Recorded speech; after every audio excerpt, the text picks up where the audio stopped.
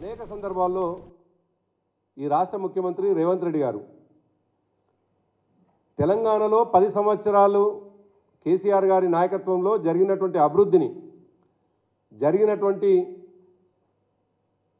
నిర్మాణాలని ఆనవాళ్ళు లేకుండా చేస్తామని చెప్పేసి ఏ మాట అయితే చెప్పిండో దాంట్లో భాగంగానే ఇవాళ కాళేశ్వరానికి సంబంధించినటువంటి మేడిగడ్డ ప్రాజెక్టుని నిర్వీర్యం చేసి తద్వారా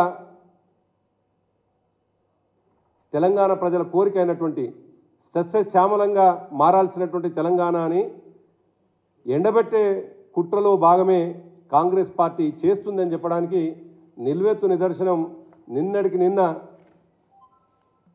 ఉత్తమ్ కుమార్ రెడ్డి గారి మాటలు కూడా. ముఖ్యంగా ఈ రాష్ట్రంలో జరిగినటువంటి ప్రతి పనిని కూడా ఒక అవినీతి పనిగా చూపించి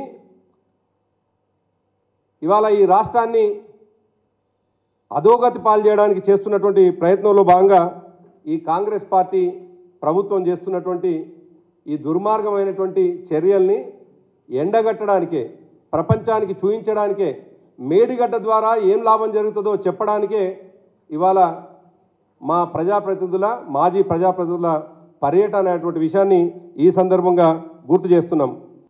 వాళ్ళు మరి ఆనవాళ్ళు లేకుండా ఏమేం చేస్తారో ఇవాళ మీరు ఆలోచించుకోవాలి. ఇవాళ హైదరాబాద్ నడిబొడ్డున ఉన్నటువంటి సెక్రటేరియట్ని ఆనవాళ్ళు లేకుండా చేయదలుచుకున్నారా? నిలువెత్తు 125 అడుగుల అంబేద్కర్ విగ్రహాన్ని తీసేసి ఆనవాళ్ళు లేకుండా చేయదలుచుకున్నారా? దాదాపు వందలాది మంది మీ పుణ్యాన మీరు చెప్పినట్టు మీరు నిర్ణయం తీసుకోకపోగా చనిపోయినటువంటి అమరుల స్తూపం ఇవాళ సెక్రటేరియట్ ఎదురుగా కట్టినటువంటి సందర్భంలో దాన్ని ఆనవాళ్ళు లేకుండా చేయదలుచుకున్నారా? దేని ఆనవాళ్ళు లేకుండా చేయదలుచుకున్నారు? మేడిగడ్డని రిస్టోర్ చేసి తద్వారా మేడిగడ్డ ద్వారా అన్నారం ద్వారా ఇవాళ సుందిళ్ళలోకి, సుందిళ్ళ ద్వారా ఎల్లంపల్లిలోకి నీళ్లు లిఫ్ట్ చేసి తెలంగాణ ప్రజలకు వ్యవసాయానికి నీళ్ళు ఇవ్వమని చెప్పేసి అడుగుతా ఉన్నాం. ఇది ప్రజల న్యాయమైనటువంటి కోరిక. ఇవాళ తెలంగాణ రైతాంగం పక్షాన మాట్లాడుతున్నటువంటి వాళ్ళం. నీళ్ళని లిఫ్ట్ చేసి ఉపయోగంలోకి తీసుకురావాలని మేము అడుగుతూ ఉంటే నీళ్ళని వృధాగా సముద్రం పాలు చేస్తా అంటున్నటువంటి నీవి సెన్స్ లేని మాటల, మావి సెన్స్ లేని మాటలు ఇవాళ ప్రజలకు తెలుసు. సెన్స్ లేని మాటలు మాట్లాడుతున్నటువంటి కాంగ్రెస్ నాయకులారా, ప్రజలకు నీళ్ళిచ్చి సెన్సిబుల్గా ప్రయత్నం చేయండి. సెన్స్ లేకుండా ఉండి గతంలో 40 సంవత్సరాలు ఈ రాష్ట్రాన్ని పరిపాలించి ఏ విధంగానైతే ఆకలి చావులకు, ఆత్మహత్యలకు, వలసలకు కారణమైనటువంటి తెలంగాణని కారణంగా మారినటువంటి కాంగ్రెస్ పార్టీ తెలంగాణని ఎడారిగా మార్చిందో ఆ పరిస్థితి తీసుకురాకండి అనేటువంటి విషయాన్ని ఈ సందర్భంగా గుర్తు చేస్తూ ఉన్నాం. తెలంగాణ ప్రజలకు క్షమాపణలు చెప్పాల్సినటువంటి పార్టీ కాంగ్రెస్ పార్టీ. ఎందుకంటే ఒక సుదీర్ఘ కాలం ప్రాణహిత చేవెళ్ళ ప్రాజెక్టు పేరు మీద కేవలం మొబిలైజేషన్ అడ్వాన్సులు మాత్రమే ఇచ్చి తట్టెడు మట్టిపోయినటువంటి కాంగ్రెస్ పార్టీ తెలంగాణ ప్రజలకు క్షమాపణలు చెప్పాలి.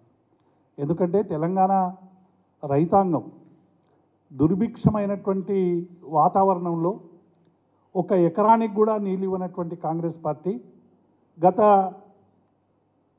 4-5 ఏళ్లుగా గౌరవ ఆనాటి ముఖ్యమంత్రి కేసీఆర్ గారి నాయకత్వంలో జరిగినటువంటి ప్రాజెక్టులన్నింటినీ కూడా అబాసు పాలు చేసేటువంటి ప్రయత్నం చేస్తూ ఉన్నారు.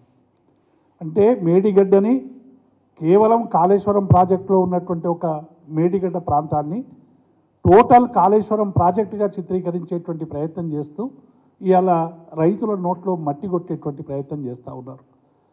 బ్యారేజ్లో ఉన్నటువంటి నీళ్ళని రైతాంగానికి ఇవ్వాల్సినటువంటి బాధ్యత గల కాంగ్రెస్ పార్టీ నీళ్ళని కూడా సముద్రంలోకి పంపి రైతాంగం నోట్లో మట్టి కొట్టేటువంటి ప్రయత్నం చేస్తూ ఉన్నది. గతంలో అనేక బ్యారేజ్లకు కానీ డ్యాములకు కానీ ప్రమాదాలు చాలా జరిగినాయి. భారతదేశంలో అనేక ఉదాహరణలు కూడా ఉన్నాయి. కనీసం మరి ఈ 3 పిల్లర్లకు సంబంధించినటువంటి మరమ్మతుకు చర్యలు తీసుకోవడం లేదు.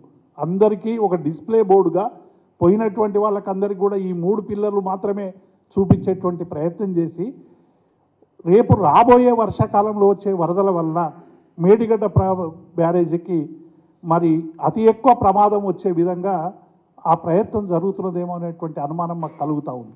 విచారణ పేరు మీద మీరు ఇంకా దాన్ని డిస్ప్లే బోర్డుగా పెట్టి ఎన్ని రోజులు రైతాంగానికి నోట్లో మొట్టి కొట్టేటువంటి ప్రయత్నం చేస్తారని మేము ఈ సందర్భంగా ప్రశ్నిస్తూ ఉన్నాం.